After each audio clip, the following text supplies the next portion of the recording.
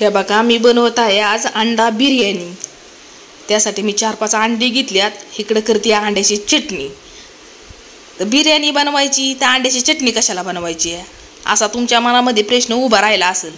पण कसं असतं या आपल्या घरातलं एखादा माणूस असा असतं या सगळी राजी असतात भात खाण्यासाठी, पण एखादा माणूस म्हणतं मी काय भात खाणार नाही, मला चपातीच पाहिजे।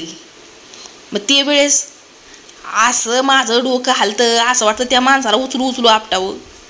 पण सगळा राग पाठीमागं सारून करून टाकली अंड्याची चटणी रागाच्या भरात, आणि चपाती काही केली नाही। नशीब माझं एवढं मोठं त्या दिवशी की चपाती सकाळचीच होती। म्हणलं सकाळची चपाती खायची तर खा, नाही तर नुसती अंड्याची सुक्की चटणी खा।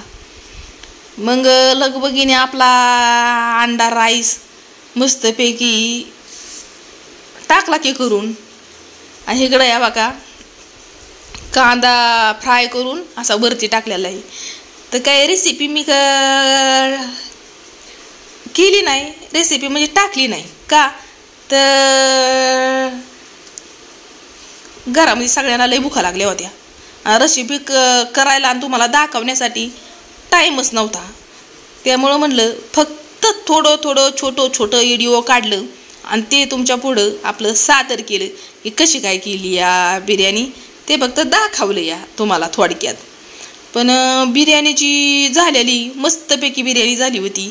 त्याच्या पहिलं बघा पसारा किती पडला या, आणि काय लय वाजल्या नव्हत्या, 6च्या टायमाला तर माझी बिर्याणी रेडी होती झटकीपट, आणि आपली साधी आणि सोप्या पद्धतीने पण बिर्याणीची झालेली मस्त एकच नंबर बिर्याणी झाली होती। एकदम चिकन बिर्याणी सारखी झालेली। आता ते कॅमेऱ्यामध्ये तुम्हाला एवढी स्पष्ट दिसताना पण एकदम सुटसुटीत आणि मस्त बिर्याणी झालेली बरं का।